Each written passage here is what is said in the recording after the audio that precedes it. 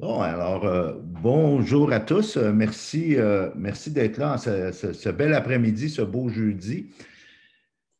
Je vais débuter par un petit sondage et la première question que j'ai le goût de vous poser, étant donné qu'on va parler de vente cet après-midi, en particulier dans un contexte spécial comme on vit en 2020, ben, j'ai le goût de vous demander, puis on va faire un petit sondage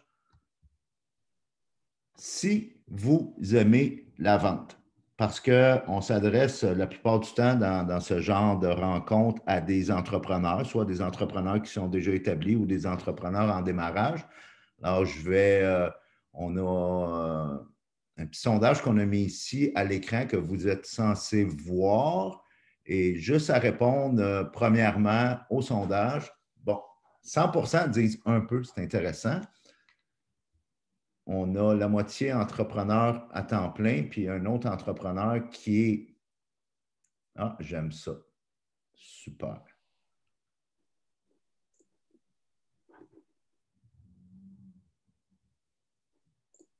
Je pose cette question-là au sujet de la vente parce que je viens de.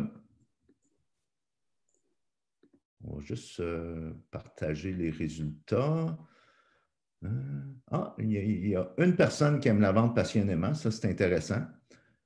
On a deux. Ça, c'est toi, Suzanne, qui. Ah!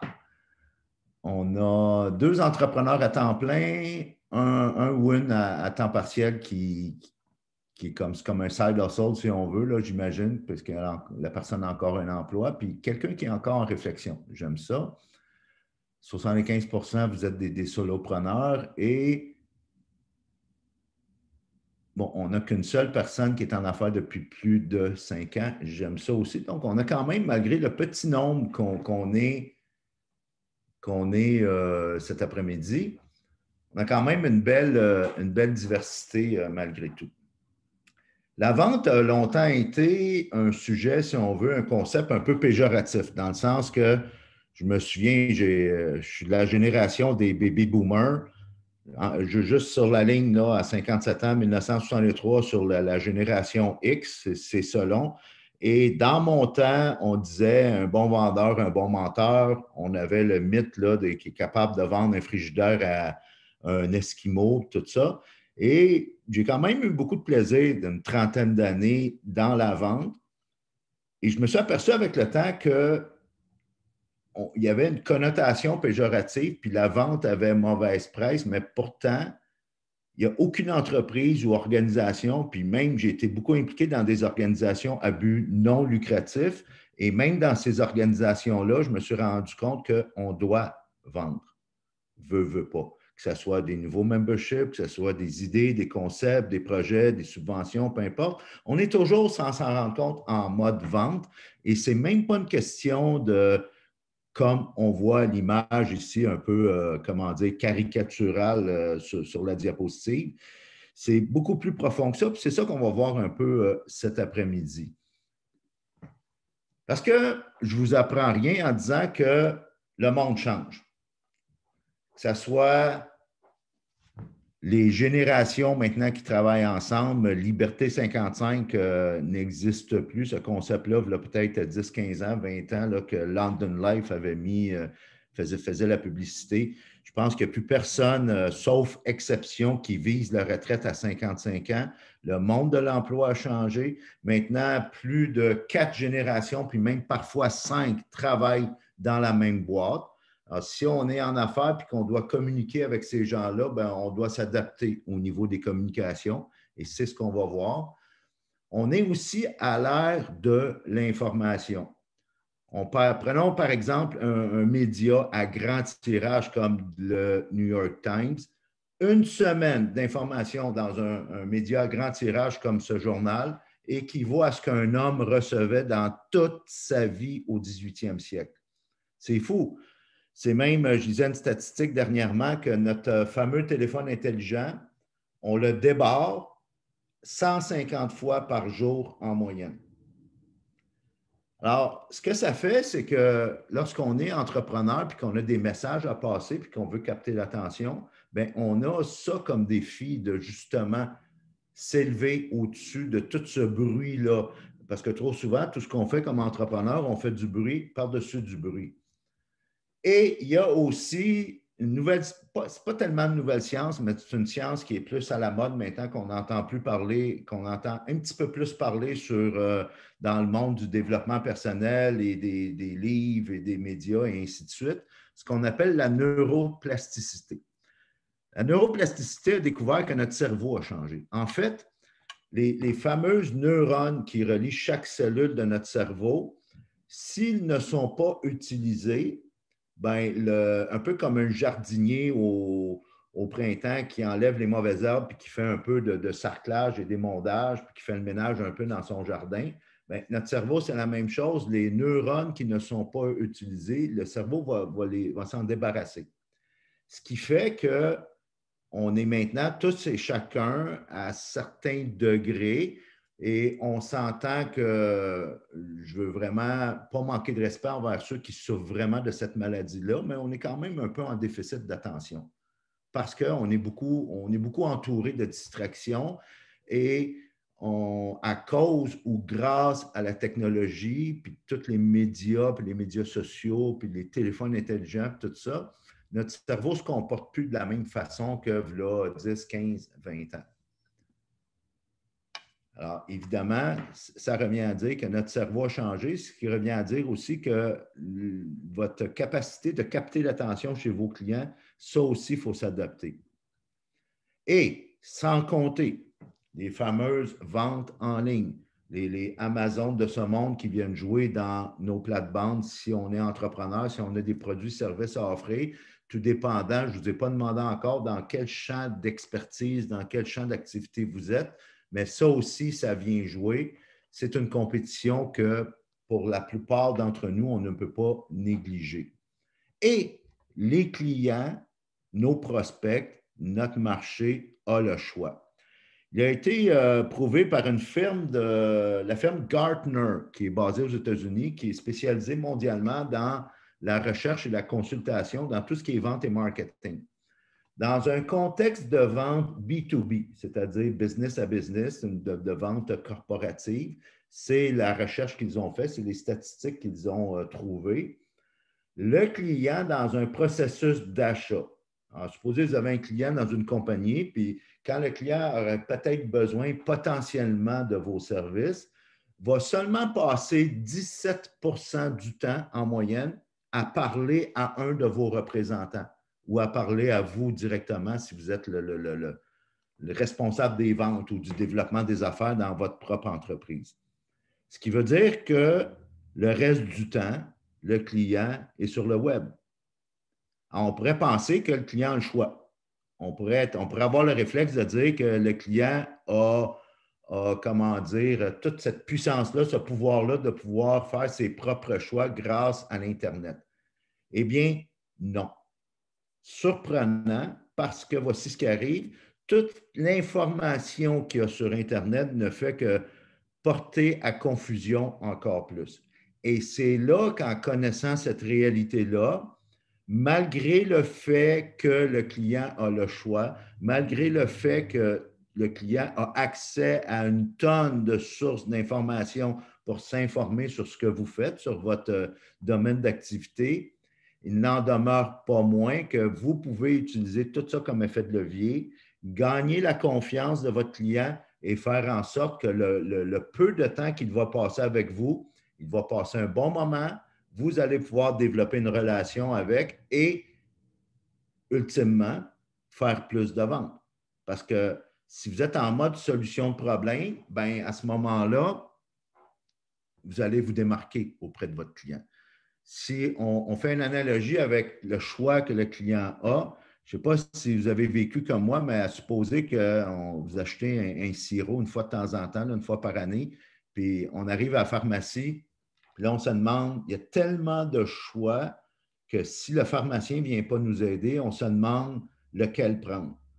Même chose mettons, les shampoings ou n'importe quel autre produit où il y a des millions d'options, des millions de choix. Puis là, on est là devant une tablette. Là, on passe 10-15 minutes devant la tablette pour voir c'est quoi qu'on a de besoin dans le fond.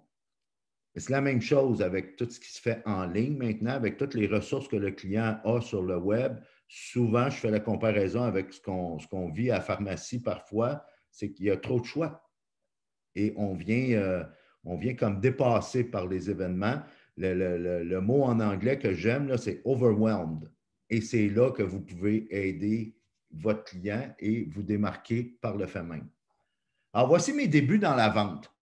1963, c'est là que je commençais comme vendeur parce que oui, que vous aimiez la vente ou non, il y a un mythe que je veux déboulonner aujourd'hui avec vous, c'est qu'on est toujours dans des situations de vente. On est toujours en train de vendre dès qu'on ouvre la bouche pour communiquer. Communiquer des idées, communiquer, vouloir vendre un projet, vouloir changer le cours des choses et ainsi de suite. Un peu plus tard, ben, j'ai été une trentaine d'années dans ce qu'on appelle la vente B2B, la vente corporative, pour une bonne partie de ma vie, de la jeune vingtaine, aller jusqu'à 2009-2010 environ. Et j'ai eu mes premiers pas dans la vente, mais je vendais, peut-être Sarah Anne ne saura pas c'est quoi, là, mais on vendait des fax, imaginez. Et c'était pas loin, là, les fax de qualité allaient jusqu'à pas loin de 1000 $ et on se promenait partout, porte à porte en entreprise. Je mettais sur ma voiture 55-60 000 km par année à l'époque, dans les années 85-90 environ. Est arrivé les années 90 et j'ai eu le privilège d'être dans les premiers à vendre les fameux téléphones cellulaires à 4 000 $. Fait qu'à l'époque, ce genre de produit-service-là qu'on vendait, on le vendait juste dans les entreprises. Parce qu'il y avait juste les entreprises qui avaient les moyens de se payer un téléphone mobile, un téléphone cellulaire. D'ailleurs, l'ancêtre du téléphone cellulaire, qui pendant 10-15 années, avant que Bell et Cantel, qui est devenu Rogers, lancent leur service de cellulaire, c'était le fameux téléphone mobile VHF avec un long fouet sur le toit de la voiture et vous deviez passer par l'opératrice de Bell pour faire un appel. Et ça coûtait les yeux de la tête. Quand on dit que le monde change, ben, c'est ça. Plus tard est arrivée vraiment la révolution. Ça a été le premier téléphone cellulaire portatif qu'on m'a fourni, incassable. C'était vraiment là, une brique.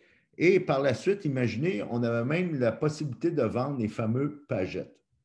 On a ici l'exemple d'un pagette alphanumérique, c'est-à-dire que vous pouvez voir sur le message texte un peu comme l'ancêtre du message texte, si on veut, mais la plupart des employés dans les entreprises avaient seulement le fameux téléavertisseur, le fameux pagette, qui n'était pas alphanumérique.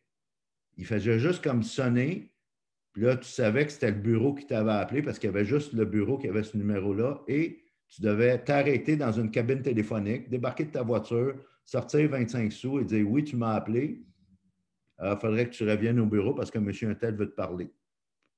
Et c'était comme ça que ça fonctionnait à l'époque. Juste pour vous dire que ce qui était vrai hier n'est plus vrai aujourd'hui et va l'être encore moins demain. Alors, quand on parle de vendre en 2020, bien, comme entrepreneur, c'est de réaliser qu'on doit vendre.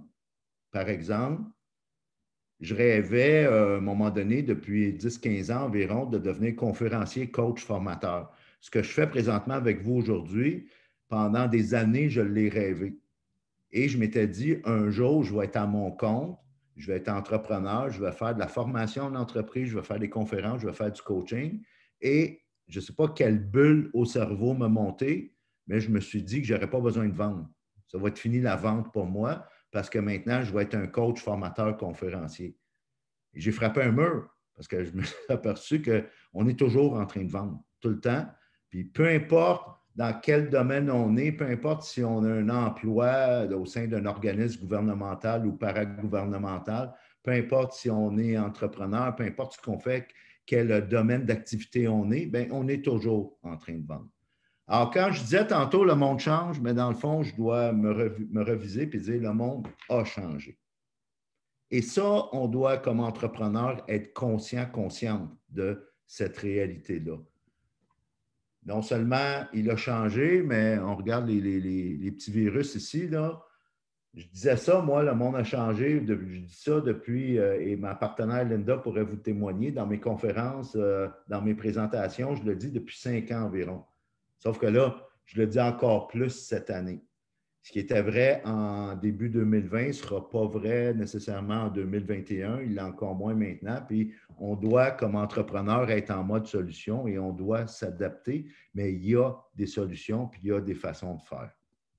Alors, comment on peut faire maintenant pour capter l'attention? Comment on peut faire pour se démarquer? Comment on peut faire pour, dans toute cette nouvelle réalité-là, des ventes en ligne, Amazon et nos clients qui sont en déficit d'attention et tout ça? Bien, j'ai deux bonnes nouvelles à vous partager. En fait, j'en ai pas une, j'en ai deux. Et la première bonne nouvelle que j'ai à vous partager, c'est que je connais votre plus grande compétition. Je ne suis pas un sorcier, là. Je ne suis pas un devin, je ne suis pas un grand gourou, là. Mais je peux vous dire, en toute humilité, cet après-midi, que je connais votre plus grande compétition sans même savoir votre champ d'expertise, votre domaine d'activité. Votre plus grande compétition, elle est dans le miroir le matin lorsque vous vous levez. Et ça peut faire toute la différence lorsque vous élevez votre niveau de conscience à cette nouvelle réalité-là. Et à un moment donné, avec certaines réflexions que je vais vous partager dans le reste de la présentation, dans le fond, vous allez avoir juste cette compétition-là à vous occuper. J'ai eu, pas une mauvaise nouvelle qui me concernait directement, là, mais une de mes connaissances, j'ai vu son nom passer dans les médias aujourd'hui, comme quoi il y avait une poursuite là, de plusieurs millions de dollars sur un projet d'affaires qu'il avait fait. Là. Bon, je le vois souvent, ça. Là, ça a donné que c'est quelqu'un que je connais, mais je le vois souvent, on le voit souvent dans l'actualité, on le voit dans toutes les sphères d'activité, que ce soit médiatique, culturel, le monde des affaires, le monde du sport. On a des gens qui ont atteint des hauts niveaux de succès. Ils s'étaient bâtis ce que moi j'appelle un empire externe, mais ils n'avaient pas travaillé d'abord et avant tout sur leur empire interne.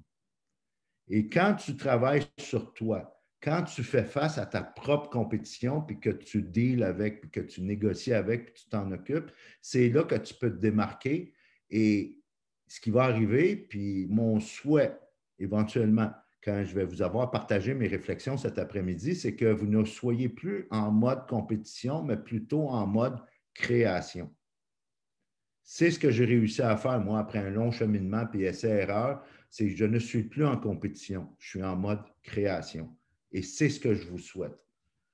Et l'attitude à avoir lorsqu'on veut vraiment s'occuper de cette compétition-là qu'on a devant le miroir le matin, puis bâtir ce qu'on appelle notre empire interne, bâtir un mindset performant à toute épreuve qui va faire en sorte que peu importe ce qui se passe, peu importe s'il arrive une COVID ou non, ben, on va être en mode quand même création, en mode solution. Ben, c'est d'avoir l'attitude que 3/4 de réponse va toujours valoir mieux qu'une réponse et demie.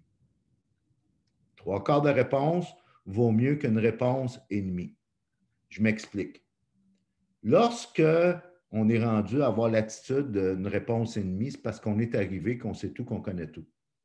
Soyez pas Madame Know-it-all. Soyez pas la personne qui sait déjà tout.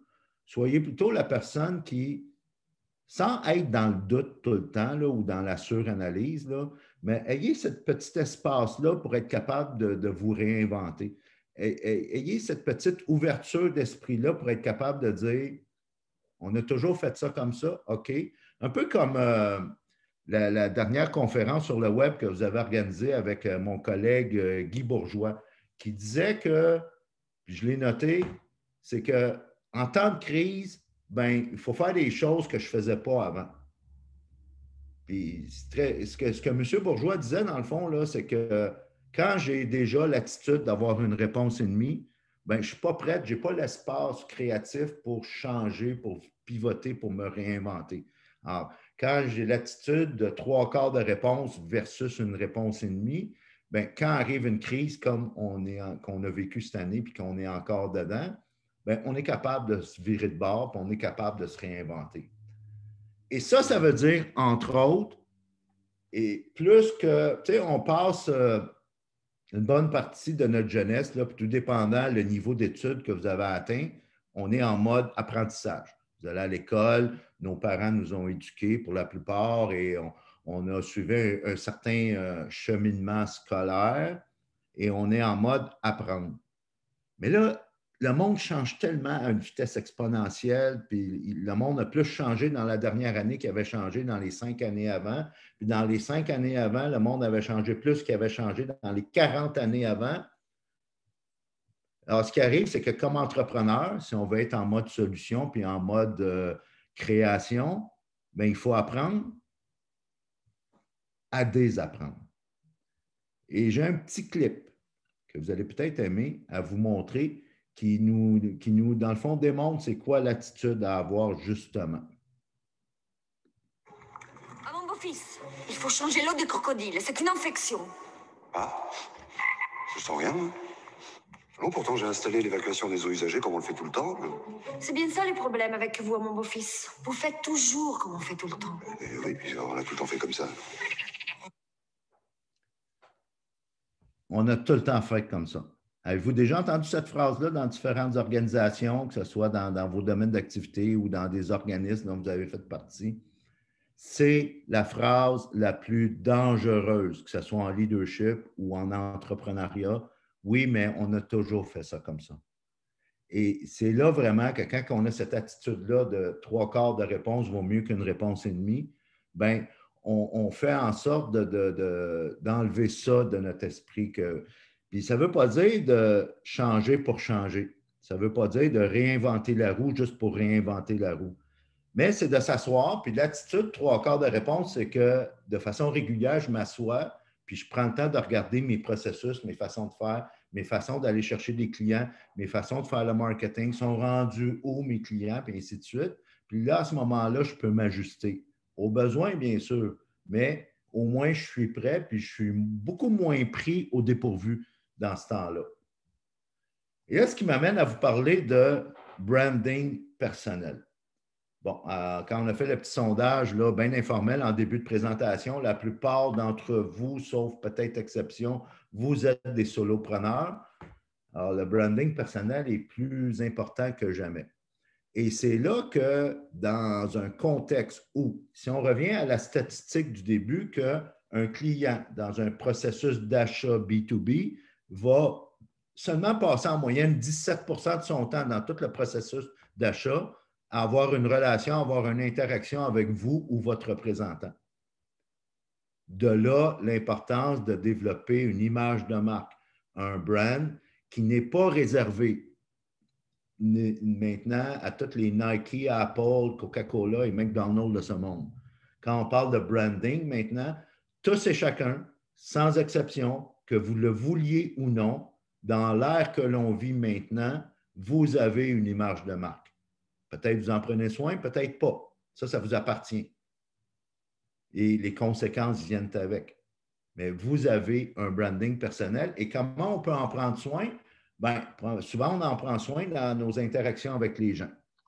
Maintenant, on s'entend, ces temps-ci, l'image que vous voyez là à l'écran, bien, on ne peut pas bien faire ça. On se comprend. Ceci étant dit, je veux juste attirer votre attention et la réflexion sur une expression que nos gouvernements utilisent quand ils nous demandent de pratiquer la distanciation sociale. Il faudrait barrer cette expression-là parce que dans le fond, on n'a pas besoin de limiter, de pratiquer la distanciation sociale. Dans le fond, ce que les autorités sanitaires nous demandent, c'est de pratiquer la distanciation physique. Ce qui fait là que des interactions, puis promouvoir, puis polir, puis prendre soin de votre branding, c'est encore faisable même en temps de confinement. Vous pouvez le faire encore sur, entre autres, les médias sociaux. Alors, si votre client, comme on disait, on revient à la statistique du 17%, ne passe pas beaucoup de temps face à face ou au téléphone ou vraiment dans une interaction, un échange avec vous, une conversation avec vous sur vos produits et services, c'est parce qu'il est en ligne, il est sur le web. Alors, faites en sorte qu'il y ait une congruence, qu'il y ait quelque chose qui est en synchronicité avec ce que vous faites, ce qui vous fait vibrer à l'intérieur de vous, là, puis ce que vous projetez sur le web, sur l'espace digital, en particulier les médias sociaux. Oui, j'en conviens, parfois, les médias sociaux peuvent être une source de distraction, peuvent être une source de gruger du temps, c'est vrai. Comme entrepreneur, souvent, on est occupé puis on manque de temps. J'en conviens, j'en côtoie beaucoup. Mais voyez-le comme un outil de relation avec vos clients pour vous démarquer. Voyez-le comme partie prenante de votre stratégie d'affaires. Puis, il n'y a pas de bon et mauvais système ou de bonne ou mauvaise stratégie quand on parle, mettons, de stratégie médias sociaux. Il y a juste un système qui est appliqué ou pas appliqué. Certains de mes clients que je coach ont une job 40 heures semaine et sont en train de développer une petite business à temps partiel à 10-15 heures semaine. Et tout ce qu'ils font, c'est 15 à 20 minutes par jour cédulés dans l'agenda, ils passent du temps à développer leurs médias sociaux, mais dans une optique d'ajouter de la valeur, dans une optique de branding personnel, dans une optique d'engager des conversations en lien avec leur champ d'activité. Puis c'est tout aussi efficace et ça produit des résultats. Alors, quand on parle de médias sociaux, soyez l'expression que j'aime beaucoup en anglais, c'est top of mind. C'est-à-dire, faites en sorte que vos clients, vos clientes, votre marché, la communauté que vous servez puissent penser à vous souvent et que vous soyez plus attractif que répulsif. C'est-à-dire que vous n'êtes pas toujours en train de vendre, mais vous êtes là juste pour démontrer que vous êtes en mode solution de problème, vous êtes en mode création, puis vous êtes là à leur service. Et ça, c'est très faisable, puis ça ne prend pas tant de temps que ça. Ça se peut que ça soit une nouvelle habitude pour vous. Je ne vous connais pas personnellement, peut-être que c'est quelque chose que vous ne faites pas encore. Mais je vous encourage à le faire, puis faites-le de façon très simple en partageant sur vos plateformes qu'est-ce qui vous fait vibrer. Puis il y a en masse de ressources, puis en masse de coaching, puis en masse d'informations que vous pouvez aller chercher sur comment le faire de la bonne façon. D'ailleurs, je vais même vous débloquer un petit sondage pour vous poser la question sur quel serait le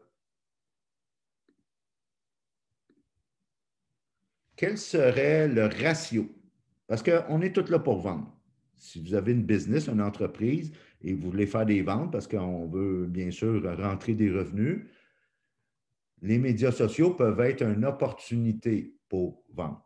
D'ailleurs, je le confesse, depuis un certain temps, personnellement, comme coach consultant, je fais beaucoup d'argent sur les médias sociaux. En fait, sauf exception, la plupart de mes nouveaux clients, mes revenus viennent des médias sociaux. Tout dépendant, des fois c'est LinkedIn et des fois c'est Facebook. Mais si je vous posais la question, quel est le ratio en termes de valeur qu'on ajoute, c'est-à-dire ce qu'on appelle du marketing de contenu versus les occasions, les opportunités où on offre nos services, c'est-à-dire qu'on est en train de vendre. Je vais ouvrir le vote et je vais vous laisser répondre au sondage.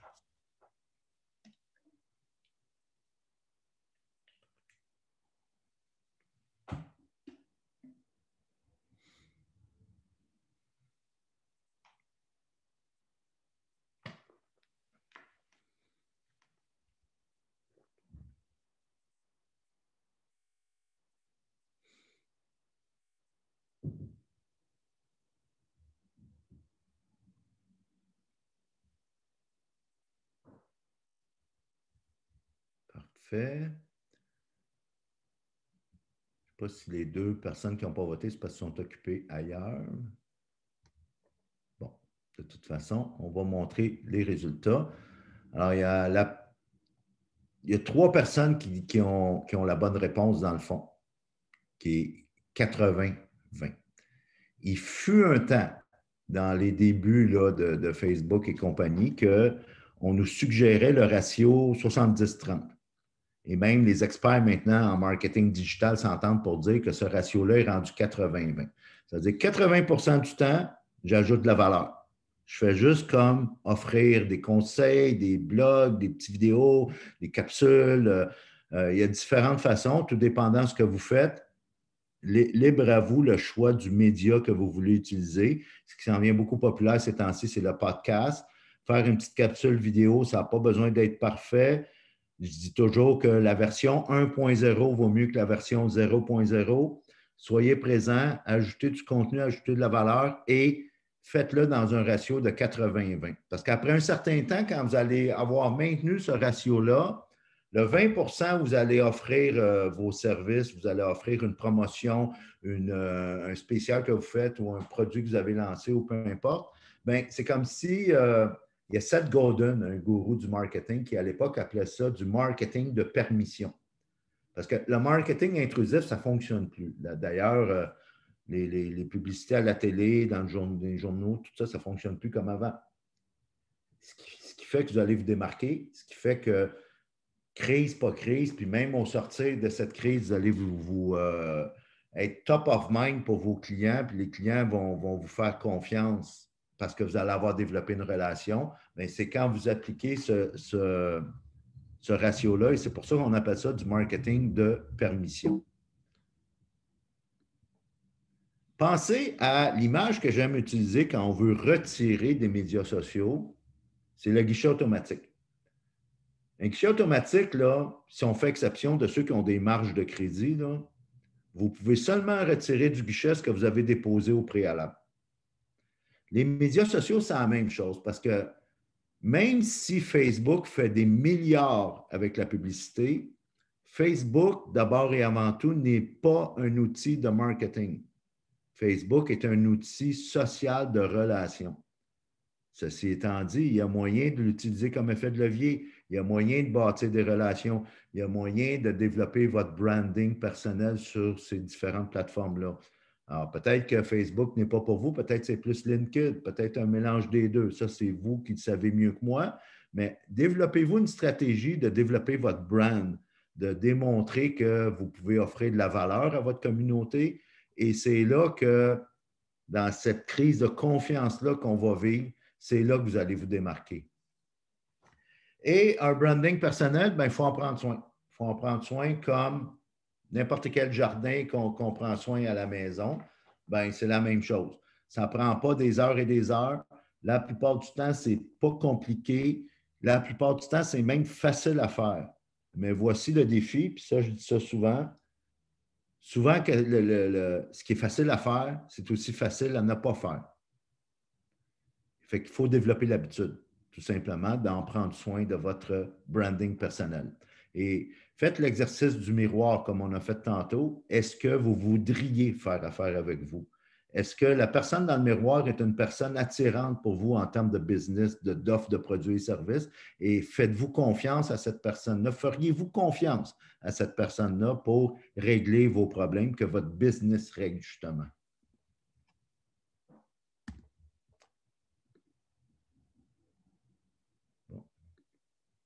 Deuxième bonne nouvelle.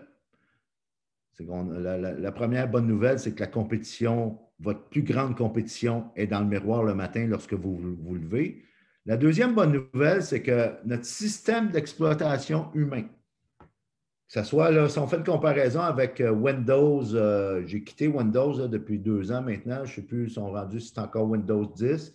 Et si on fait une comparaison avec Mac ou Apple, c'est iOS, je ne sais même plus, ils sont rendus où, là, mais si on fait une comparaison avec notre système d'exploitation humain, il n'a pas été mis à jour depuis des millions d'années. Je m'explique. Malgré toute la technologie, malgré toute l'ère moderne dans laquelle on vit, malgré toutes les ressources qu'on a, les médias et ainsi de suite, la façon que l'être humain prend ses décisions n'a pas changé. Ce qui m'amène à vous parler de comment on communique. J'appelle ça les 5 niveaux de la communication. Quand on parle de communication, c'est dès que vous vous levez le matin du lit, si vous croisez votre chat dans le couloir ou un conjoint, une conjointe, ou vous sortez de la maison puis vous croisez des gens, vous êtes en train de communiquer sans même ouvrir la bouche. Parfois, c'est un signe de tête, un clin d'œil, un sourire, juste reconnaître la personne que vous avez croisée sur le trottoir ou au dépanneur ou dans les couloirs au bureau, peu importe. On communique jusqu'à 5 niveaux et je vous les dévoile. Alors, le premier niveau, c'est ce qu'on appelle le chit-chat, c'est-à-dire juste un clin d'œil, un signe de tête.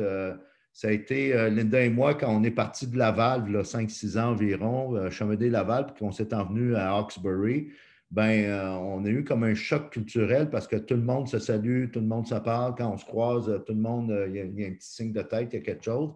C'est ce qu'on appelle le chit-chat. Le deuxième niveau, là, vous allez voir, il y a une progression.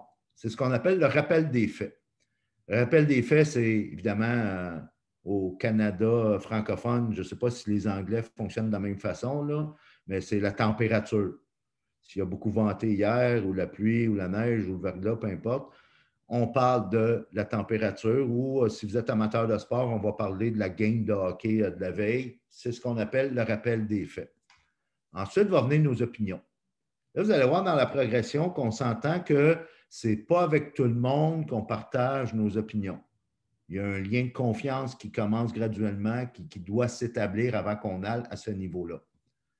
Après les opinions vont venir nos convictions et après les convictions vont venir convictions plus émotions. Regardez si je recule d'une diapo, juste conviction. Regardez le body language, le langage corporel de nos deux messieurs. Conviction, émotion. Conviction et émotion. Je vous montre ça parce que lorsqu'on est dans la vente, lorsqu'on a à vendre des produits et services, lorsqu'on est entrepreneur, si vous voulez avoir du succès et développer des relations, le plus possible, il faut vous rendre au niveau 4 ou 5. On s'entend. Quand on parle de partager des opinions, des convictions, des émotions, ce n'est pas n'importe comment. Je vais vous montrer des stratégies. Mais c'est d'amener la communication à un certain niveau qu'il va y avoir une conversation qui va s'engager et vous allez vous démarquer de la compétition parce qu'on ne peut pas faire ça en ligne, là. Il y a un paquet de choses que les êtres humains sont encore capables de faire que les robots ne sont pas capables de faire, malgré tout. Mais c'est une bonne nouvelle. Mais c'est juste dans l'inconscient. Puis si vous voulez vraiment changer le cours des choses puis toucher le cœur de vos clients puis de vos prospects, c'est le plus possible d'amener la communication au niveau 4 ou 5. Puis je vais vous montrer comment tantôt. Et une des façons, c'est de définir quel est votre pourquoi. Pourquoi vous faites ce que vous faites présentement? Parce que, et ça, ce livre-là vient de Simon Sinek, fameux TED Talk vidéo qui a été fait en 2009, qui est le 3e TED Talk le plus regardé de toute l'histoire des TED Talks. Et, bon, quelqu'un qui vient d'arriver, parfait. À ce sujet-là, on aura je vais juste regarder la date pour être sûr, le 21 janvier.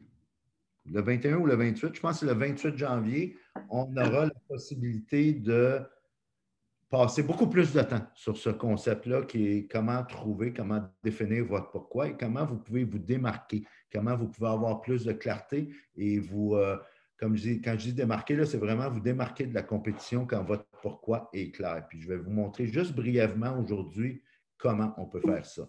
Ce que Simon Sinek dit, c'est que les gens n'achètent pas, dans le fond, ce que vous faites. En particulier s'ils font affaire directement avec vous.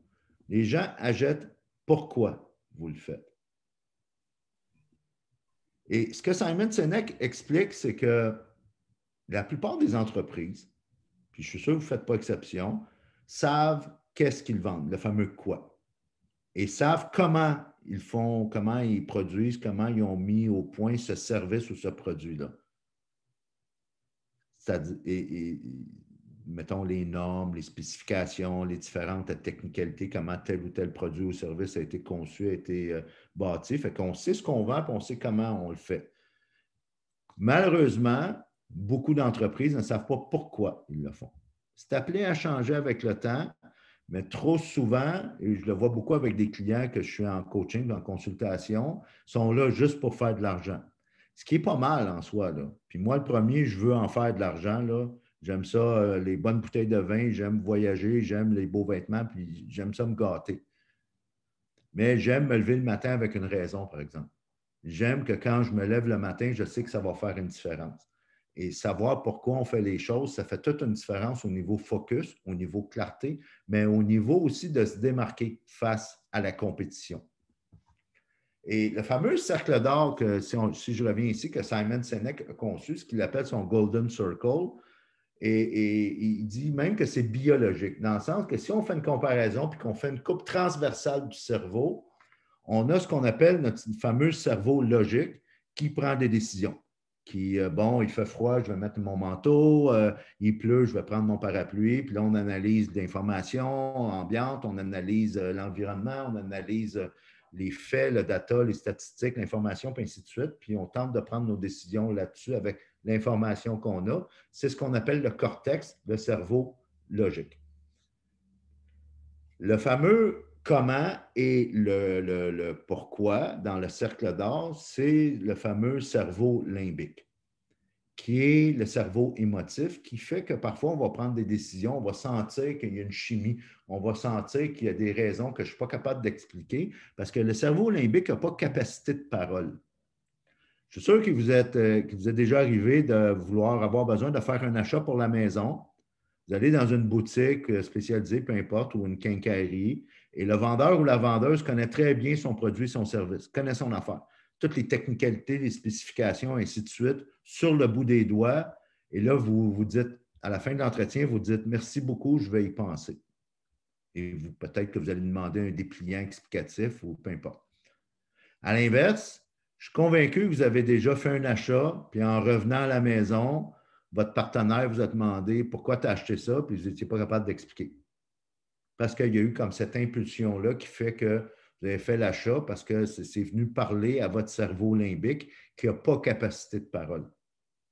Bien, faire en sorte de vous démarquer grâce à votre pourquoi, c'est ça. C'est que vos communications que vous allez avoir avec vos fournisseurs, vos associés, vos partenaires, vos clients, vos prospects vont être beaucoup plus porteurs de sens parce qu'ils vont être propulsés par des valeurs. Et ça va faire de vous un et une entrepreneur vraiment différent avec beaucoup plus de focus, beaucoup plus de clarté. Si on résume ici, quand la communication est de l'extérieur vers l'intérieur, souvent, il va y avoir beaucoup trop d'informations complexes et trop de détails inutiles. Il n'y a pas de partage de sens, de vision, de valeur, puis il peut y avoir de la friction, il peut y avoir de la résistance. Tandis que quand la communication vient de l'intérieur, c'est-à-dire votre pourquoi, une cause qui est plus grande que vous, ben, c'est beaucoup plus porteur de sens, il y a de vision, valeur, puis il y a une meilleure fluidité et ça ouvre des conversations. Dans l'histoire récente, là, contemporaine, dans le monde des affaires, on a 3 messieurs ici que je vous montre qui ont ceci en commun. Tous les 3 ont été fondateurs de leur entreprise, puis ils ont été les présidents CEO de leur entreprise. Et tous les 3, même dans des domaines d'activité différents, avaient identifié leur pourquoi. Michael Dell des ordinateurs Dell, Howard Schultz de Starbucks et évidemment, on connaît tous Steve Jobs d'Apple. Tous les 3, pour des raisons différentes, à un moment donné, ils ont quitté leur entreprise. Parce que, par exemple, Steve Jobs avait été congédié en 86 d'Apple, chicane avec le conseil d'administration. À ce moment-là, ils ont été remplacés par des gens très compétents, on s'entend. Probablement des vice-présidents finances ou peu importe. Ces gens-là qui avaient des diplômes, qui avaient des lettres de créance vraiment pour faire ce job-là. Et pourtant, les chiffres d'affaires de ces entreprises-là se sont mis à baisser. Les gens, l'équipe allait travailler le matin, la cause, le pourquoi n'était plus là. Ils n'avaient pas les mêmes raisons d'aller travailler le matin. À un moment donné, ils sont tous revenus dans l'entreprise, dans leur entreprise respective, et le chiffre d'affaires s'est mis à remonter. Dans l'histoire de l'humanité, comme je disais tantôt, l'année de ma naissance, 1963, Martin Luther King, Washington, tout près de 400 000 personnes devant le Monument national pour entendre son fameux discours « I have a dream ». 400 000 personnes qui, à une époque où il n'y avait pas d'Internet, il n'y avait pas de Facebook, il n'y avait pas d'email, il n'y avait pas d'Eventbrite, il n'y avait pas d'événements qu'on pouvait créer sur le web pour les inviter. 400 000 personnes qui se sont déplacées pour entendre le fameux discours de Martin Luther King, pas pour ses beaux yeux, mais parce qu'ils servaient, ils avaient à cœur la même cause que Martin Luther King. Si vous entrez dans un magasin à Apple, vous ne serez pas capable de négocier le prix d'un iPad ou d'un nouveau, je ne sais pas moi, d'un portable ou de n'importe quel produit Apple que vous avez besoin. Parce que Apple n'est pas en compétition. Apple est en mode création. Ils ont identifié une cause, des valeurs, un pourquoi, et ils ne servent que les gens qui croient à la même chose qu'eux. Apple ne cherche pas à compétitionner, mettons, je ne sais pas moi, tous les autres PC, là, puis Windows et ainsi de suite. Apple, c'est créer une mission, une vision, une cause, un pourquoi, et ils s'en tiennent à ça. Et toute proportion gardée, c'est ce que je vous souhaite, de définir pourquoi vous êtes dans ce genre de business-là, pourquoi vous voulez faire ce que vous faites ou ce que vous voulez faire. Et ça va vous donner beaucoup plus de focus et vous allez attirer à vous les bons clients qui ont les mêmes causes et les mêmes valeurs que vous. Et c'est ce qu'on va voir au mois de janvier. On va travailler ça plus en profondeur, puis on va travailler une formule qui va vous aider à définir quel est votre pourquoi. On me pose souvent la question, puis je vais conclure là-dessus au niveau du pourquoi, c'est est-ce qu'un pourquoi peut être de faire de l'argent? Exemple, j'aimerais ça voyager, ou j'aimerais ça prendre ma retraite, ou j'aimerais ça... Et la réponse est non, parce que l'argent ou les revenus sont une conséquence d'un pourquoi bien défini puis bien véhiculé.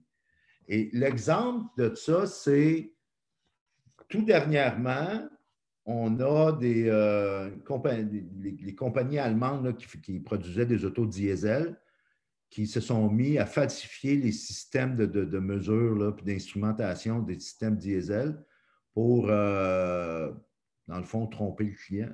On va dire des vraies choses. Et ils ont perdu comme valeur boursière là, des milliards de dollars. Il y a eu une crise de confiance. À l'inverse, dans la même année, une compagnie comme Tesla a été capable de prévendre des voitures qui n'étaient même pas encore produites. Les gens se commandaient des Tesla sans même les avoir essayés. Il s'en est vendu en pré-vente, là. Les gens ont laissé un dépôt. Ça, c'est en 2015, pas loin de 500 000. Fait qu'on voit ce que ça fait, la confiance. On voit ce que ça fait quand nos valeurs sont identifiées, quand on a bâti notre empire interne avant de bâtir notre empire externe, bien, les clients vont venir à nous parce qu'on va attirer, dans le fond, ceux qui croient en notre cause. Un autre exemple, dans le temps, avant l'époque que l'on vit présentement, bien, on allait au club vidéo louer des films. Au début, ça a été des cassettes, après ça, des DVD. Blockbuster, en 2004, avait 60 000 employés à travers le monde, chiffre d'affaires de 6 milliards, 9 000 succursales à travers la planète. En 1997, était arrivé Netflix. Netflix, à l'époque, il n'y avait pas de streaming. Là. On n'écoutait pas des films ou des séries sur l'Internet ou sur des télévisions intelligentes. Ça n'existait pas. Le streaming a juste commencé en 2007. En 1997, Netflix est arrivé avec un système de DVD à domicile. Et on se commandait des DVD grâce à un membership mensuel. Le président de Blockbuster a vu Netflix arriver, puis Netflix était tout petit, là. Puis là, il est allé voir son conseil d'administration. Il lui a dit au conseil, il y avait quand même une vision, là, le CEO à l'époque, et il a dit au conseil d'administration, on a un petit joueur, là, Netflix, qui s'en vient. Ils offrent des memberships mensuels pour recevoir des films à la maison. On devrait peut-être penser à faire pareil. Le conseil d'administration a dit qu'il n'y en a pas question parce que pas loin de 20% du chiffre d'affaires de Blockbuster provenait des frais de retard. Il n'était pas question qu'on laisse tomber ces frais de retard-là. Bien, en 2010, le 20 septembre, Blockbuster est mouru, capote, fini, disparu. Alors, c'est correct de vouloir faire de l'argent, Mais ce que je vous souhaite, c'est de vouloir le faire de la bonne façon, drivé par un pourquoi qui est fort, qui est bien défini. Et là, à ce moment-là, vous allez avoir beaucoup plus de plaisir à vous lever le matin puis à travailler dans votre entreprise, puis vous allez faire une différence. Puis quand on parle de vendre en 2020, bien, je vous rappelle qu'on a juste à le voir dans les médias puis sur les médias sociaux, les gens sont sensibles maintenant. Il y a une crise de confiance. Et les gens vont avoir besoin de votre différence, de vos valeurs et de ce qui vous démarque. Les gens vont avoir besoin de votre leadership. Et c'est là qu'il faut travailler. La compétition qu'on voit dans le miroir le matin quand on se lève, là, mais ça revient à dire ça. Alors, regardons maintenant la différence entre les désirs et les besoins. Et ça peut faire toute une différence. Puis c'est quelque chose qui a fait une différence, moi, dans ma vie. Souvent, comme entrepreneur, puis on a cette noble intention-là de vouloir combler les besoins de nos clients. Mais parfois, les besoins de nos clients ne sont pas nécessairement ses désirs. Je donne un exemple concret. Je travaille présentement, j'ai un projet de coaching avec des investisseurs immobiliers. On s'est aperçu avec mes partenaires que les investisseurs immobiliers, ben, ils ont besoin de travailler le mindset. Ils ont des défis au niveau de la productivité, de la gestion de leur temps. Ils ont des défis au niveau de faire face à leurs peurs. Ils ont toutes sortes de défis au niveau interne. Et ce qu'on s'est aperçu, c'est que si on tentait de capter leur attention avec leurs besoins, ça ne marchait pas. Parce que eux, leur désir, c'est de se libérer financièrement, de faire de l'argent.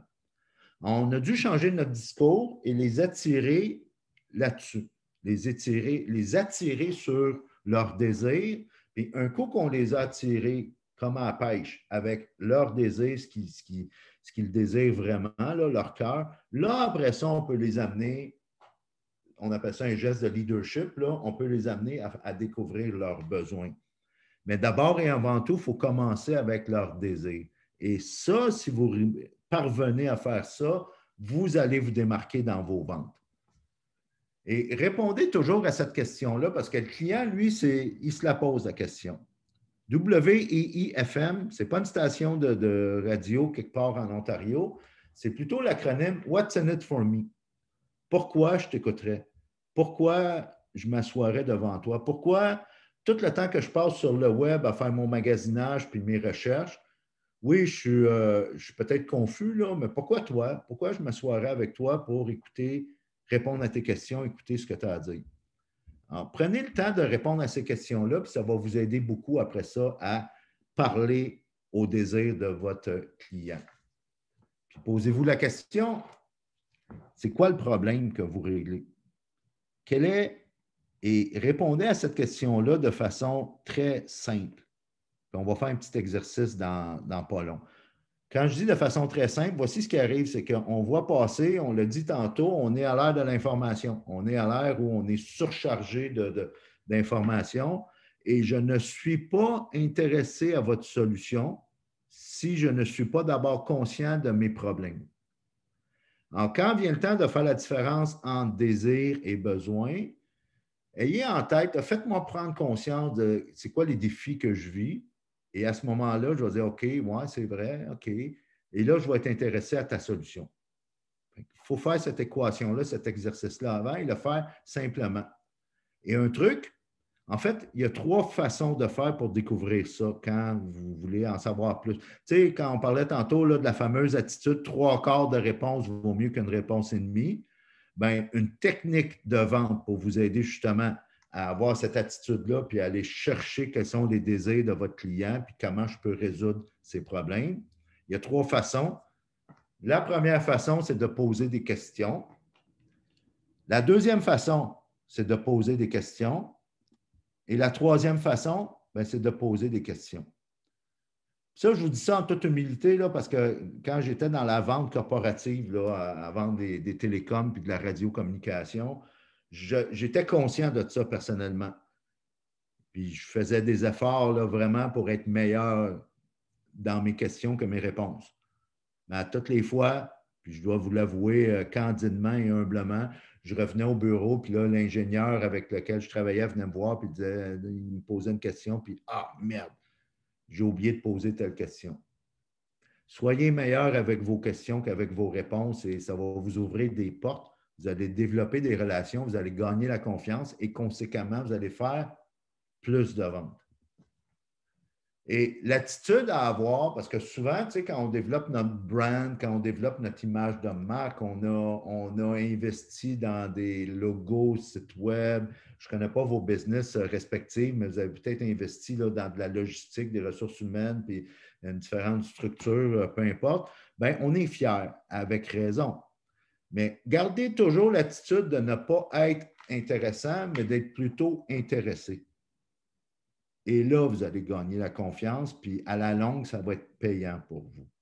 Parce que dans le fond, là, tu sais, un peu là, comme soyez des docteurs de la vente. Quand vous allez chez le docteur, la plupart du temps, là, son bureau, c'est blanc. Il y a une plante en plastique dans le coin. Il y a peut-être des fois, on voit ses diplômes, mais des fois, même pas. Et il y a un bureau très dégarni, puis le docteur, tout ce qu'il fait, c'est qu'il vous pose des questions. Il ne vous parle pas de toutes les études qu'il a fait, de toutes les corporations qui fait partie, de tout son staff, des millions qu'il a investis dans sa clinique, et ainsi de suite. Non, le docteur va vous poser des questions, il va s'intéresser à vous. Faites la même chose comme entrepreneur et vos ventes vont augmenter parce que vous allez gagner la confiance, ultimement. Et gagner la confiance va être un enjeu ultime dans les semaines et les mois à venir, en particulier au sortir de cette crise, parce que, je l'ai dit et je le répète, on vit une crise de confiance. Et gardez ça simple, et là, on va faire un exercice. Parce que Einstein disait, si vous ne pouvez pas expliquer ce que vous faites simplement, votre produit, votre service, ce que vous avez comme entreprise, là, comme domaine d'activité, si vous n'êtes pas capable de l'expliquer simplement, ça veut dire que vous ne le comprenez pas assez vous-même. Alors, prenez le temps, et là, ce qu'on va faire, on va faire un petit exercice. Je vais arrêter de partager parce qu'on va vous mettre en groupe de 2. Et ce qu'on va faire, c'est que en équipe de 2, je vais vous donner comme 5 minutes et échanger à tour de rôle sur c'est quoi les problèmes que vous réglez dans votre entreprise, votre service. C'est quoi le problème que vous venez résoudre? Mais expliquez-le comme si vous l'expliqueriez à votre petit-neveu de 8 ans. Parce que trop souvent, je suis dans des réseautages, je suis dans différentes activités et j'entends parler des gens de leur business puis je ne comprends rien. Puis, je ne suis peut-être pas allé à l'école longtemps, là, mais je ne suis quand même pas fou. Là. Et explique-moi ça comme tu l'expliquerais à un enfant de 8 ans. Fait que, est-ce que je peux dire quelque chose? Parce qu'on a juste 2 personnes qui sont avec nous, Marie-André et Sandra, qui sont en dehors de SDCPR. Oui. Peut-être, s'ils veulent, eux, ils peuvent dire, puis nous, on peut tout écouter au lieu de splitter en... Parce que nous, on ne fait pas des ventes, on n'a pas des entreprises. Oui, mais OK, mais c'est pas grave, on va jouer le jeu quand même, on va le faire comme tu suggères, j'aime ça, c'est correct. Alors, qui veut commencer? Marie-André. En fait, si Marie-André, tu expliquais à ton petit-neveu, ta petite nièce de 8 ans, c'est quoi tu fais dans la vie? Super, je le fais souvent. Moi, j'aide les femmes à prendre soin d'elles. Donc, à mieux manger, à faire de l'exercice, puis à avoir confiance en elles. C'est ça que je fais. J'aime ça. Tu es déjà en avance là, dans ton petit pitch. Là, j'aime ça. Je pratique souvent. Ouais. C'est quoi ton entreprise? Ben, je suis une coach. Fait que je ne cacherai pas que je fais du coaching, soit du 1 à 1, mais surtout avec des femmes. J'ai aussi 2 entreprises de marketing de réseau. Donc, ça, je ne le dis pas ouvertement, mais ça fait partie du bagage. Puis, je suis aussi une coach en technologie. Donc, je suis une ancienne enseignante qui a quitté l'enseignement. Fait que ce matin, comme j'ai coaché des profs à intégrer des outils numériques en salle de classe en cas qu'ils retournent à la maison. Là. Donc, je fais aussi de ça. Si on faisait un petit jeu ensemble et que tu avais à capter mon attention, c'est sûr, là, tu travailles surtout avec des femmes, là, mais prends une femme au hasard. Je ne suis pas contre les hommes. Là. Non, mais si tu avais à capter l'attention sur une problématique, sur des défis que ton prospect vit, quel problème ou défi ou problématique tu énoncerais? Bien, en ce moment, le défi que je ressens beaucoup, c'est manque d'énergie, prend pas le temps de prendre soin d'elle, tout le monde est plus important qu'elle. Donc, c'est beaucoup ça les défis en ce moment que j'adresse avec les personnes que j'aide. Excellent. Et merci. Ensuite, on avait, je pense, Sandra. Bonjour. Bonjour. Donc, moi, j'ai la briochine. Je fabrique des gâteaux sans noix et sans arachides que je vends à la pièce. Okay. Et je le fais parce que j'ai un petit garçon qui va bientôt avoir 8 ans, justement, qui a des allergies alimentaires. Et un jour, on est allé se promener. Une balade qui devait durer 1 heure a duré 3-4 heures, l'heure du goûter. Et on n'a rien trouvé, hormis aller chez Shoppers et acheter des trucs bourrés de preservatives. C'est de... Ouais, tout le monde me comprend. Je n'arrive plus à trouver le mot en français. Et voilà. Et donc, moi, j'utilise que des produits naturels qu'on a tous dans la cuisine. Super, merci. Et là, j'ai le goût de faire un petit exercice avec la gang, une de la gang du bureau. Là. Juste, même si vous n'êtes pas directement dans la vente, juste au niveau simplification là, un peu de ce que vous faites, surtout que dans des organismes comme la vôtre, il y a sûrement là, des protocoles, des processus, puis des façons de faire, tout le kit. Alors, s'il y en a une qui veut se lancer, faire le même exercice, puis d'expliquer à son petit-neveu ou sa petite-nièce de 8 ans, c'est quoi tu fais, ma tante, dans la vie? Là? Et moi, je vais le faire. Okay.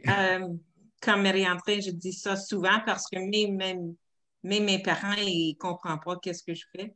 Et voilà. Et que, je dis à tout le monde que moi, je travaille pour le gouvernement, puis j'aide les femmes entrepreneurs qui veulent de l'aide avec du coaching pour trouver c'est quoi qu'est-ce qui manque dans leurs entreprises, puis comment on peut les aider.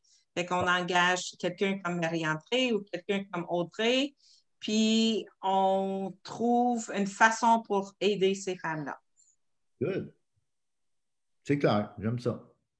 Bravo. Je vais repartager mon écran.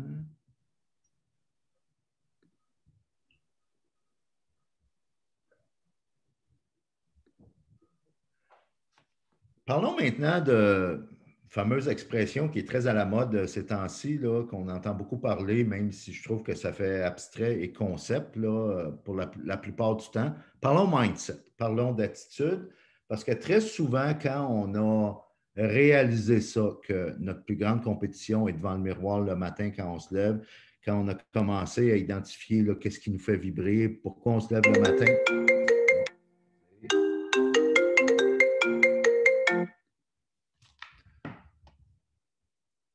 Ça a arrêté mon partage d'écran. Bon, on revient.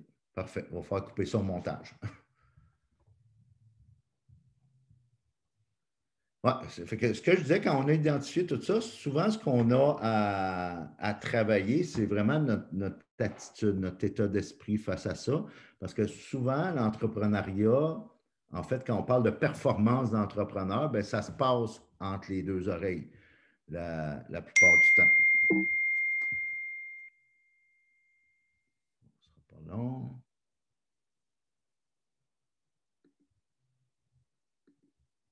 Bon.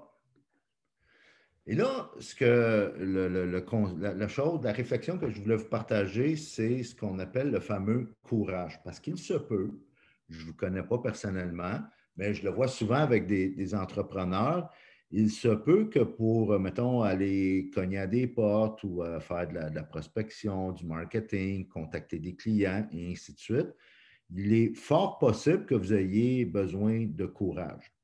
Ça arrive. Et c'est normal, c'est humain. Alors, le courage étant une valeur très noble, c'est aussi un concept, une valeur qui est surévaluée. Je m'explique. C'est qu'on n'a pas besoin de tant de courage que ça lorsque, mettons, on a à faire nos activités d'entrepreneuriat. Par exemple, si on veut contacter un client qui n'est pas content parce que, je ne sais pas moi, il y a quelque chose qui s'est mal passé avec la dernière transaction, bien, ça prend peut-être 30 secondes, 1 minute de courage pour prendre le téléphone appeler le client et engager la conversation avec le client. Même chose quand vous êtes, je ne sais pas moi, travaillez dans une boîte, puis vous voulez aller voir un collègue ou un patron, puis lui annoncer une mauvaise nouvelle ou engager une conversation difficile. Ça ne prend pas tant de courage que ça. Ça prend le temps de se rendre à cette personne-là, puis engager la conversation. D'ailleurs, il y a des études qui ont été faites avec des gens qui s'apprêtaient à sauter en parachute et ils ont monitoré les battements cardiaques de ces gens-là qui s'apprêtaient à sauter en parachute et vous ne serez pas surpris d'apprendre qu'à mesure que le saut approchait, que la personne s'apprêtait à faire sauter en bas de l'avion, évidemment, les battements cardiaques allaient en montant, ce qui est normal. Jusqu'au moment où la personne sautait en bas de l'avion, les battements cardiaques se mettaient à revenir presque à la normale. Alors, l'analogie dans tout ça, c'est que lorsque dans votre progression d'entrepreneur, vous avez peut-être des choses à faire pour la première fois ou contacter des nouveaux clients ou je ne sais pas, tu sais, comme je disais tantôt, je me répète, je ne vous connais pas personnellement, mais si on veut être en croissance, ça implique qu'on va faire des choses différentes. Quand on fait des choses différentes, ça implique peut-être un inconfort, ce qui est normal, ça veut dire qu'on est en croissance. Bien, rappelez-vous qu'on n'a pas besoin de tant de courage que ça et que, dans le fond, si on regarde, si on prend l'image ici, c'est qu'on a juste à sauter, à faire le premier pas, sauter en bas de l'avion. Et souvent, c'est ce qui va nous faire grandir et c'est ce qui va faire qu'on va se démarquer. Et une chose, quand on parle de mindset, c'est de faire attention de ne pas être trop dépendant à ce qu'on appelle l'expression en anglais « approval addiction », de ne pas être trop dépendant à l'approbation. J'ai réalisé avec le temps que, et j'ai fait des recherches à ce moment dernièrement, que ça vient de loin. C'est que l'approbation, cette dépendance à l'approbation-là, on vit ça là, depuis le début de l'humanité parce que c'était un mode de survie.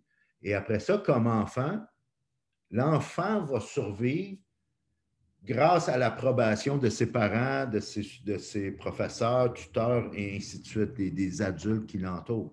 Mais ce qui arrive, et le défi, c'est qu'après ça, on grandit, on devient adulte, on quitte la maison, puis on quitte toutes les dépendances qu'on avait face à nos parents, tuteurs, professeurs et tout ça. Et on garde encore ça, cette dépendance-là à l'approbation. Puis quand on tombe entrepreneur, bien là, on va se faire dire non. On va se faire dire non bien plus souvent qu'on va se faire dire oui. Et c'est là que c'est important d'en être conscient, d'élever justement son niveau de conscience et de, tranquillement, pas vite, bien, je dis tout le temps, la prise de conscience précède le changement, c'est de se défaire de cette dépendance-là à l'approbation. Puis quand votre pourquoi est bien défini, puis vos valeurs, puis vous savez où vous en allez, puis vous reconnaissez votre valeur aussi au niveau de votre branding personnel, bien, à ce moment-là, vous allez être moins dépendant.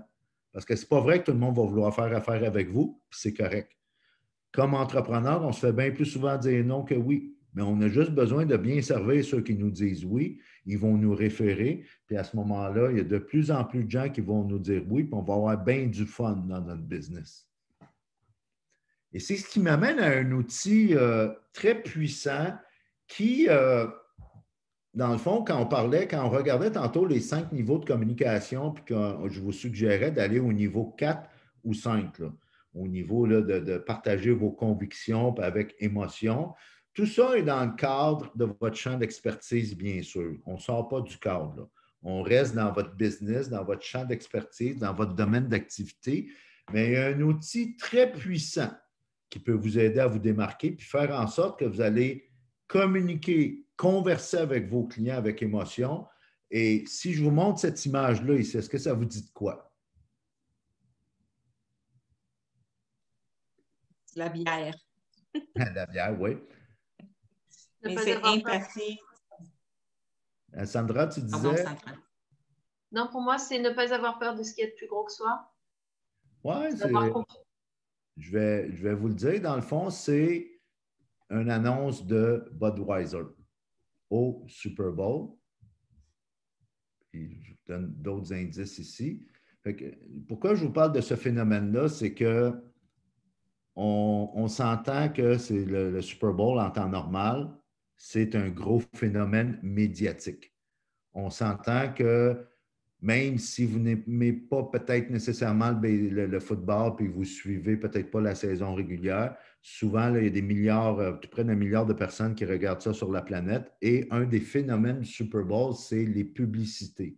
Les fameuses annonces publicitaires, les fameuses publicités du Super Bowl. On en fait des reportages, là, même aux bulletins de nouvelles et ainsi de suite.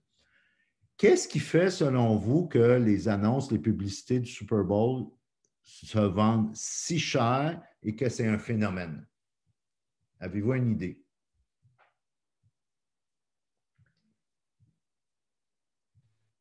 C'est qu'ils utilisent souvent des animaux ou des choses qui viennent nous chercher dans les émotions. OK, j'aime ça. J'aime ça. Je te dirais, oui, les animaux, effectivement, sont là, tu as raison, mais j'aime ta réponse au niveau, vient te chercher au niveau des émotions. Et pourquoi ça vient te chercher au niveau des émotions? Je vais vous donner un indice. C'est parce que chaque publicité raconte une histoire. Et c'est pourquoi ça vient nous chercher au niveau des émotions. Et lorsque vous racontez votre histoire, c'est là que vous pouvez vous démarquer et c'est là que vous allez gagner beaucoup plus la confiance de vos clients. Alors, c'est ce qu'on va parler là, dans les prochaines minutes de votre histoire. On vous a challengé tantôt pourquoi vous faites ce que vous faites. Si vous savez ce que vous faites, vous savez sûrement comment vous le faites, mais pourquoi vous le faites, qu'est-ce qui fait que vous vous levez le matin, puis en quoi ça fait une différence. Et tout ça peut être véhiculé par votre histoire. Tellement qu'on a fait une étude. Professeur Uri Hasson, que je vous encourage à aller voir sur le web, il a fait un fameux TED Talk. Uri Hasson est professeur à l'université Princeton aux États-Unis. Et ce qu'il a fait, qu'il dévoile dans une petite vidéo TED d'environ 15-20 minutes, intitulée This is your brain on communication. Uri Hasson a fait une étude avec ses collègues où il y avait des gens dans une salle et on leur installait un brain scan. On mesurait l'activité cérébrale des gens. Et évidemment, on vit souvent avec une diversité. Les gens peuvent avoir une différence d'âge, génération, culture, langue, religion et ainsi de suite. Évidemment, l'activité cérébrale dans le cerveau va être différente d'une personne à l'autre, ce qui est normal. Jusqu'au moment où le présentateur se mettait à raconter une histoire, ils ont mesuré que l'activité cérébrale de tous les participants devenait synchronisée. C'est assez capoté. C'est que peu importe les différences, en dépit des différences de personnalité, religion, culture, âge et ainsi de suite, dès que le présentateur se met à raconter une histoire, l'activité cérébrale devient synchronisée. Ce que ça veut dire, ça, en d'autres mots, c'est qu'il y a moyen de connecter avec votre auditoire lorsque vous racontez des histoires. Puis quand on parle de raconter des histoires, dans le fond, là, je me répète, c'est en lien avec votre champ d'expertise. Ça peut être des expériences que vous avez eues avec des clients. Ça peut être qu'est-ce qui vous a amené à faire ce que vous faites présentement. Ça peut être des clients qui vivaient certains défis, puis là, vous êtes arrivé avec une solution, puis il y a eu une résolution, puis vous avez bien servi le client, vous avez réglé des problèmes. C'est ça, des histoires. D'ailleurs, Richard Branson de Virgin a changé son titre sur sa carte d'affaires. Il est maintenant le CSO, le Chief Storytelling Officer. Et c'est ce que je vous invite à faire éventuellement, c'est devenir le Chief Storytelling Officer de votre compagnie, de votre organisation, parce que c'est ce qui fait que vous allez vous démarquer, puis c'est ce qui fait que vous allez attirer des gens à vous. Et c'est ce qui fait que vous allez parler aux deux côtés du cerveau. Parce que trop souvent, on reçoit trop d'informations, puis il y a seulement l'hémisphère gauche du cerveau qui est sollicité. On analyse, on identifie, on vérifie des éléments, puis il y a une construction linéaire du discours puis de la pensée. Et à ce moment-là, comment dire, c'est abstrait souvent. Il y a plus de résistance parce qu'on analyse. Quand il y a trop d'informations, on l'analyse. Tandis que le côté droit du cerveau, c'est plus les émotions, l'intuition. Ce n'est pas nécessaire dans une communication de vente quand vous proposez vos services de nécessairement parler 50-50, là. Mais de façon optimale, c'est faites en sorte dans votre communication, dans votre présentation, dans votre conversation avec les clients, est-ce que je parle aux deux côtés du cerveau? Je me répète, ce n'est pas obligé d'être 50-50, mais faites en sorte que vous parlez aux deux côtés du cerveau et que votre communication va être beaucoup plus optimale. Et une façon de le faire, c'est par le storytelling, en racontant une histoire, en racontant des anecdotes. Puis je vais vous proposer un outil à ce niveau-là. On a une image ici qui démontre que lorsque vous faites juste partager du data, c'est-à-dire de l'information, bien, il y a deux parties du cerveau qui sont sollicitées. Lorsque vous partagez une histoire, lorsque vous racontez une anecdote, un témoignage, une expérience, une aventure, bien, toutes ces parties-là du cerveau sont sollicitées. On parlait tantôt de déficit d'attention. La nature ayant horreur du vide, lorsque vous parlez, l'esprit, le cerveau humain est capable de processer 3 fois plus de mots que votre bouche est capable d'en livrer, d'en dire. Fait qu'à supposer que vous parlez, je ne sais pas, moi, 150 mots minute, bien, l'esprit humain est capable d'en processer, d'en analyser jusqu'à 3 fois ce chiffre-là. Ce qui fait que si vous ne projetez pas du cinéma dans l'esprit des gens, vous allez perdre leur attention beaucoup plus facilement. Alors, vous voulez capter l'attention, avoir plus d'impact, puis faire en sorte que vos idées passent, raconter des histoires. Puis je vais même vous proposer un outil à ce niveau-là. Si vous regardez un peu là, les émissions de pitch de vente, là, comme Shark Tank aux États-Unis, Dragon's Den au Canada anglais et Dans l'œil du dragon au Canada français, de plus en plus, les entrepreneurs qui se présentent devant les investisseurs, devant ces milliardaires-là, quand on parle de cerveau gauche, c'est connais tes chiffres, fais tes devoirs. Si tu demandes 10 pour 1 million, ça veut dire que tu demandes 100 000, mais il faut que tes chiffres fassent du sens. Fais tes devoirs, cerveau gauche. Mais raconte une histoire, raconte pourquoi tu as voulu faire ce business-là, où tu veux aller avec ça, c'est quoi ton pourquoi, c'est quoi tes valeurs. Parce que de plus en plus, ces investisseurs-là, ces dragons-là, vont justement te poser la question. Un coup que tes chiffres, là, ils vont sortir le petit calepin de notes, là, ils vont prendre des notes, OK, tu demandes 10 100 000, 1 million, ils vont voir si ça fait du sens. Ils vont te demander c'est quoi les ventes que tu as faites dans les dernières années. Ils vont voir si ça se tient debout. Mais après ça, ils vont te demander pourquoi. Ils vont te demander qu'est-ce qui t'a donné l'idée de lancer tel produit, tel service.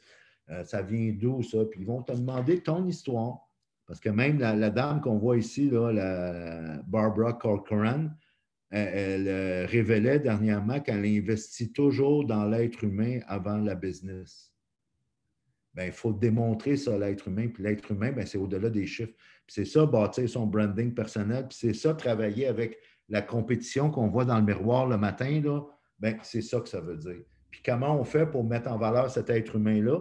Bien, c'est à travers votre histoire.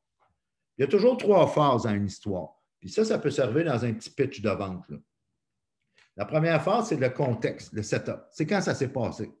Alors, vous avez servi Mme Robillard au mois d'avril dernier qui a fait appel à vos services. Bien, c'était quand, c'était où, la ville. Ce n'est pas besoin d'être long, là. C'est 15, 20, 30 secondes maximum. C'est ce que ça fait, c'est que ça capte mon attention et ça vient projeter du cinéma ça rend votre petit pitch, votre petit discours visuel. Et souvent, ce que ça va faire, ça va même faire appel à nos sens, nos 5 sens. Peut-être pas les 5 en même temps, mais des fois oui, des fois non. Alors, la puissance de bien établir le contexte de votre histoire, c'est ce que ça fait. Ensuite, il y a un conflit. On a parlé de problème tantôt. S'il n'y a pas de problème, là, on n'a pas de job ou on n'a pas de business. Il y a toujours un problème à régler. Et dans votre histoire, l'être humain carbure au conflit. On le voit là. On est sur l'autoroute. Puis on voit que de l'autre côté de l'autoroute, dans l'autre voie, il y a eu un accident, bien, on ralentit, on regarde, on s'arrête, puis on a beau dire qu'on n'est pas curieux, mais c'est plus fort que nous. L'être humain carbure au conflit. Alors, quand vous racontez une anecdote, un témoignage, une expérience, une histoire, un coup que vous avez établi le fameux contexte, c'est quand ça s'est passé avec qui, puis qu'est-ce qui se passait à ce moment-là, vient le conflit, le problème, le défi que la personne vivait, parce qu'ensuite va venir la résolution. C'est que votre produit, votre service, votre proposition va faire en sorte que vous allez résoudre ce problème-là. Et ça, il y a un outil tout simple pour vous aider à bâtir ces petites anecdotes-là qui va vous rendre beaucoup plus performant comme communicateur, communicatrice. Ceux qui ont eu des enfants ou qui ont des enfants, vous connaissez ce logo. Pixar. On parlait de Steve Jobs tantôt qui a été congédié d'Apple chicane en 1986. En 1987, il a acheté de son bon ami George Lucas la division film d'animation qu'il a, à ce moment-là, baptisé Pixar. À ce jour, encore aujourd'hui, même après le départ, après le décès de Steve Jobs, tous les créateurs doivent passer à travers, lorsqu'un créateur, un scénariste arrive avec un projet de film, il doit présenter son film devant les superviseurs à travers un script qu'on appelle le Pixar Pitch, qui va comme suit. Il était une fois, chaque jour, puis je vais vous donner des exemples dans pas long. Là, vous pourriez dire, avec raison, c'est bien, Pixar, c'est des films d'enfants, mais ce monsieur-là ici, Daniel Pink, dans son fameux livre To Sell is Human, fait la promotion du Pixar Pitch pour aider les vendeurs, les vendeuses, les gens d'affaires, les entrepreneurs à bien vendre leurs services puis à gagner la confiance des clients et des clientes. Alors, ça va comme suit. Si on prend l'exemple du film Trouver Nemo, je vais juste prendre une gorgée d'eau puis je vais vous en lire un beaucoup plus sérieux. Quand on parlait tantôt des 3 phases d'une histoire, je vous en lis un justement de Steve Jobs qui, dans une de ses causes caritatives, une de ses causes de charité, s'était impliqué dans un peu la crise qu'il y avait eu en Afrique avec le sida. Et voilà, ça va comme suit. Il était une fois une crise sanitaire qui menaçait des nombreuses parties de l'Afrique. Chaque jour, des milliers de gens mouraient du sida et de maladies liées au VIH, souvent parce qu'ils ignoraient qu'ils étaient porteurs du virus. Puis un jour, nous avons conçu un kit VIH utilisable à la maison, peu coûteux, permettant aux gens de se tester eux-mêmes avec un simple prélèvement de salive. À cause de ça, davantage de personnes se soumettent au test. C'est pourquoi les individus contaminés demandent à se faire traiter et font en sorte de ne pas infecter les autres, jusqu'à ce qu'enfin, l'expansion de cette maladie redoutable ralentisse et que davantage de gens jouissent d'une longue vie. C'est ce qu'on fait comme entrepreneur. On arrive devant des situations où il y a des défis, on présente une solution qui va amener une résolution jusqu'à ce qu'enfin, on a amélioré la vie de nos clients. Steve Jobs a été, ses lancements d'Apple, de nouveaux produits, sont devenus un phénomène. Puis même s'il est parti maintenant, là, on va passer là, des emails de ceux qui sont clients de Apple. Et c'est encore, les lancements de produits sont encore des phénomènes. Pourquoi? Parce qu'on raconte des histoires dans ces événements-là. D'ailleurs, il y a une trentaine d'années, lorsque Steve Jobs a lancé son premier Apple, on s'entend que Apple est une compagnie technologique. Il aurait pu arriver avec un paquet d'informations, de data, de chiffres, de spécifications. Il a plutôt dit 1000 chansons et ça rentre dans la poche. Et c'est ce qu'on avait besoin d'entendre. C'est ce qui faisait toute la différence. Et c'est la puissance de raconter des histoires. Alors, ne vendez pas le produit ou le service que vous avez à offrir. Vendez plutôt la transformation. Parce que dans le fond, là, vos procédés, vos processus et ainsi de suite, exemple, si je prends l'exemple de la personne qui fait des brioches, c'est quoi ton nom encore? Sandra, est-ce que dans le fond, dis-moi si je me trompe, les clients veulent vraiment savoir le détail de la recette, puis le nombre de grammes et ainsi de suite, ou dans le fond, c'est la transformation qu'ils veulent savoir? Non, ce qu'ils veulent savoir, c'est qu'est-ce qu'il y a dedans, pas la quantité, etc. C'est si les produits sont sains. Et puis, pour les gens qui ont des allergies, c'est savoir qu'il n'y a pas de risque d'avoir une crise ou même de décéder. C'est surtout ça. Ouais. Alors, toi, à ce moment-là, si tu veux utiliser ce petit script-là, adapté bien sûr, là, on s'entend, là, pour offrir des témoignages de clients que tu as réglé des situations problématiques, qui avaient des allergies, comme par exemple, bien, tu peux faire la même chose. Oui. C'est là que tu vas te démarquer et c'est là que tu vas faire une différence et tu vas parler à ce moment-là aux deux côtés du cerveau. Mhm. Alors, ensuite, ben, qu'est-ce qui va nous démarquer comme entrepreneur? Ben, c'est de prendre conscience de la diversité. Parce que la plupart des gens ne veulent pas être comme la plupart des gens.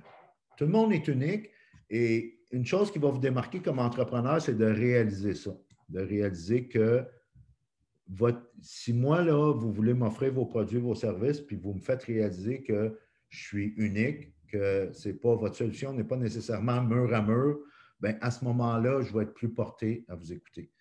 Et je vous invite à, c'est peut-être un concept que vous avez déjà travaillé, les différents styles de personnalité.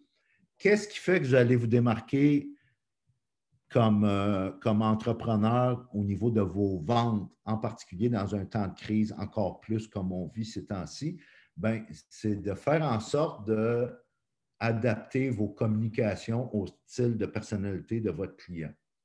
Évidemment, ce concept-là des styles de personnalité peut prendre 2 heures juste là-dessus. On ne fera pas ça aujourd'hui, bien évidemment. On va respecter votre temps. Mais prenez une photo ou je peux même vous envoyer le PDF. Là. Ce que je ferai, c'est que j'enverrai à Suzanne et à Sarah le PDF de la présentation. Prenez le temps de regarder comment vous voyez, vous, votre style de personnalité et se reconnaître soi-même va faire en sorte qu'on va reconnaître les autres. Comme par exemple, si vous êtes quelqu'un là, qui n'a pas beaucoup de bleu, comme moi. Moi, je suis quelqu'un qui est beaucoup plus personnellement dans le rouge et dans le jaune. Je suis un gars exigeant, pas patient, très compétitif, puis je suis quelqu'un qui aime ça, là, comment dire, persuader les gens, puis je suis sociable. Si je fais affaire à un prospect qui est beaucoup plus dans le bleu analytique, bien, je dois m'adapter. Ce n'est pas de ne pas être authentique puis de ne pas être moi-même. Mais si je veux bien servir ce client-là, puis je veux faire une vente avec, je vais devoir m'attendre que ce client-là, qui est plus dans le bleu, prudent, formel, mesuré, bien, il va prendre le temps d'analyser ce que je lui propose. Il va vouloir aussi que je lui laisse le temps, c'est-à-dire qu'il ne prendra pas une décision le jour même. Il va me dire, je vais y penser, puis je vais devoir être patient, puis respecter son processus d'achat à ce moment-là. Fait que c'est ce que ça fait, s'adapter aux différents styles de personnalité. Einstein disait, tout le monde a un génie, mais si tu juges un poisson à sa capacité à monter un arbre, bien, toute sa vie, il va penser qu'il est stupide. Mais c'est juste de faire attention à ce niveau-là et de s'adapter. Et ça, ce que ça va faire de vous, on parlait de branding personnel, bien, ça va faire de vous beaucoup plus un pêcheur qu'un chasseur. Parce que quand on fait l'analogie entre la chasse et la pêche, c'est que oui, quand on est entrepreneur, c'est normal de vouloir chasser. C'est-à-dire qu'on va chercher des clients, on fait de la promotion, on fait du marketing. On a des clients qui nous ont contactés peut-être sur notre site web, alors on fait nos suivis. Évidemment, c'est normal. Mais quand on chasse, notre proie, ben elle se sauve par définition si on prend la métaphore. C'est qu'on doit toujours comme courir après. Tandis que quand on pêche, ben la proie, elle vient à nous. Alors, si vous appliquez tout ce qu'on a discuté cet après-midi, puis que vous développez votre branding personnel, puis votre pourquoi, puis vos valeurs, puis où est-ce que vous voulez aller avec ça, et que vous avez une présence là, où vous ajoutez de la valeur sur vos différentes plateformes numériques, bien, les clients vont venir à vous. Pas tout le monde. Vous allez devoir faire un peu de chasse, un peu de suivi, puis un peu de hustle, c'est normal. Mais le ratio va être beaucoup moins fatigant pour vous, puis vous allez pouvoir vous concentrer beaucoup plus sur votre art à ce moment-là. Et quand va venir le temps de demander la vente, bien, ça va être beaucoup plus facile parce que vous allez avoir développé des relations avec vos clients. Et évidemment, ce n'est pas tous les clients qui vont signer tout le temps. Ce qui va arriver, c'est qu'il y a un gros pourcentage de clients qui vont vouloir y penser ou le timing ne sera peut-être pas là. À ce moment-là, une chose qui est, comment dire, le maillon faible de beaucoup de vendeurs, vendeuses, de beaucoup d'entrepreneurs, en dépit de leur talent, c'est qu'on n'est pas bon dans nos suivis. Et ça, là, si vous réglez juste ça dans vos techniques de vente, l'argent est dans les suivis. Si vous faites juste régler cette petite technique-là, en plus de tout le mindset, puis tout le travail intérieur que vous allez faire, vous allez voir vos résultats, votre volume de vente va augmenter parce qu'il y a beaucoup d'argent à aller chercher dans les suivis. Alors, on est presque à la fin. Est-ce qu'on est dans les temps, Suzanne, puis est-ce qu'il y a des questions? On est bien dans le temps, ce n'est pas un problème. Est-ce qu'il y a des questions, commentaires ou des choses que vous aimeriez préciser?